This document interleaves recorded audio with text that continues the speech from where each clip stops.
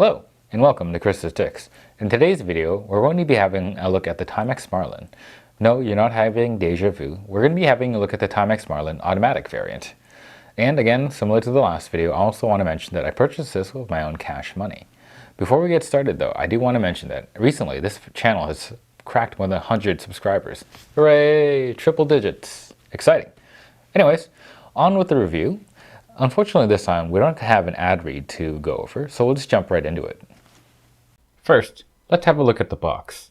Just like the hand-wind Marlin reissue, the box is huge. I'm not sure if I mentioned it in the other review, but it's a bit much. There's a sheath and an outer box before we get to the box where the watch actually sits. We probably could have done with one less box here. However, the box that contains the actual watch is kinda nice. All of the boxes are made out of what appear to be a paper material. And inside the main box, you actually get a blurb about the watch. And while this is not an ad read, let's read it like it is one.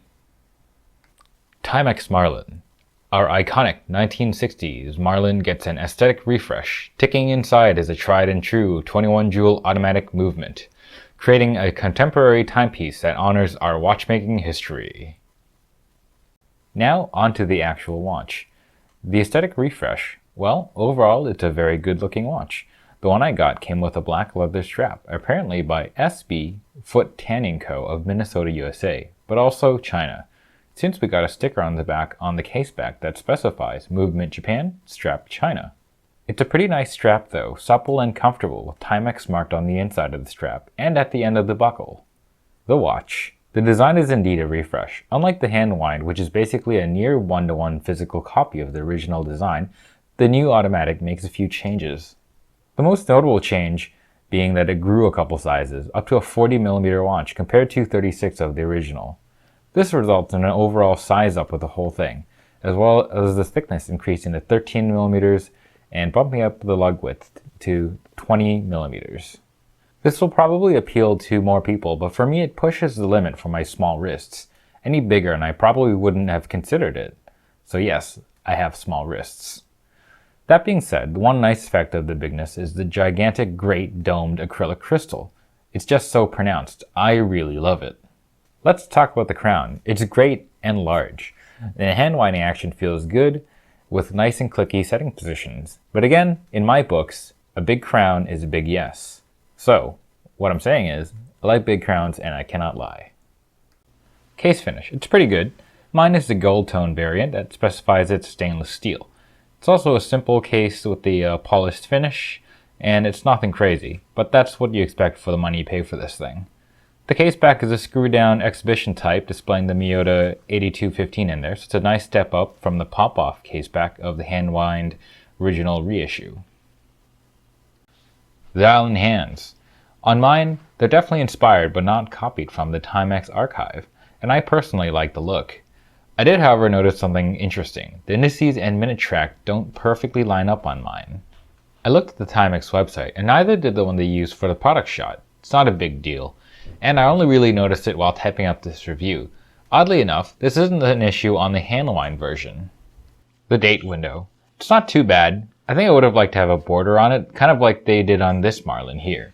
Lastly, the hands on this one are nice stick hands with loom on them. And you know what that means. Loom test! So, for this test, we'll pit it up against the Seiko Mini Turtle Seiko 5KX, and for fun, the Mont Blanc 1858 Small Seconds. I'll hit all the watches with the UV bulb for about 30 seconds, then I'll cut the lights. I set the camera to 1/13 shutter speed, f2.8, ISO 3200, when we're running the loom shot. That was about 10 minutes worth of testing. The Timex looked pretty bad on camera compared to the other watches. Using my eyeballs though, I was actually still able to read the Timex after 10 minutes, just barely. Honestly, I was a bit surprised about how well things looked on the Mont Blanc, but it isn't a video about the Mont Blanc, so back to the Timex. On camera, the Timex only held out for about 2 minutes after the lights went out, but I didn't expect it to do well anyways given the tiny stick hands. You can only really put so much loom on there, but that isn't really the point of these tests. They're kind of just fun to shoot, I think. That's the point of these tests, right? They're just fun to shoot. Deeper into the watch, we find the ever-popular low-cost friend, the Miyota 8215.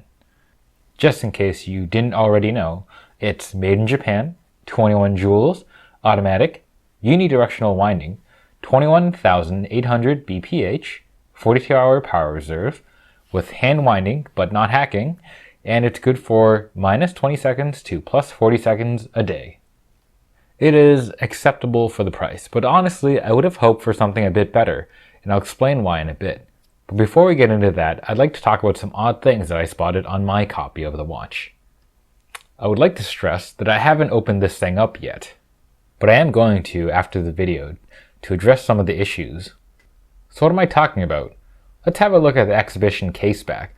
The rotor has Timex on it, and that's nice, but what else is there? On my copy, there's actually significant dirt on the rotor. There are several bits of dust on it and what appear to be some apprentice marks from sloppy assembly. I can even spot some dust under the glass. That is not super great. And I do want to stress I did buy this new. Now I did say I would have liked to see another movement used in this watch. Why?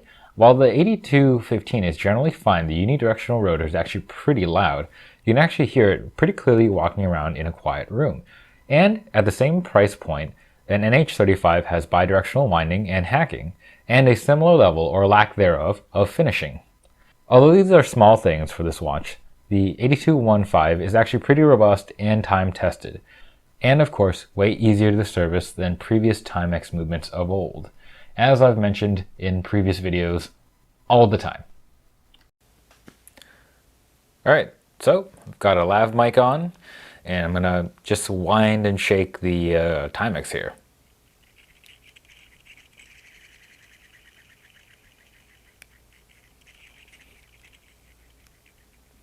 Pretty loud. So, what if you want a vintage styled automatic watch, but you don't want to pay the $250 USD for the Timex, or even the common for sale price of $200 USD? Might I suggest the Orient Bambino? It's a 40mm-ish watch as well, with bidirectional winding, hacking, and an in-house movement from Orient. All of that for about $130 USD. That being said, if you can live with the hand-winding no-date watch, the hand-wind version of the Marlin reissue to me is a nicer watch, especially since it can go on sale for about $100 to $125 USD. To conclude, I personally do like this automatic Marlin, but I like it less than the hand-winding variant. The chunky crown is excellent, and the pronounced acrylic dome tickles somewhere deep in my brain. That being said, I find it a little bit too big for my liking, and the choice of using the cheapest chips Miyota 8215 rubs me the wrong way at this price point. The last sticking points are the slightly shoddy construction going on with my copy, non-aligned indices, dirty insides, things that I didn't find on my hand-wind variant. The styling though does look really good, and the inspiration from the old days really does show through, and it's nice to see rather than just straight up photocopying. But again, if you find one for sale, it's a good addition to any watch box. Would you consider getting one? Leave a comment below and don't forget to like and subscribe. See you later! Oh wait, actually hold on. Before I go, I do want to mention that I am actually working on the servicing videos for the Timex Electric and the M24 based Marlins. That being said, don't expect these to come out for a little while as it's a little bit of a different shooting style than I'm used to, so this is going to take a bit of trial and error to get going before I'm ready to release a video on it. But I am working on it. Bye!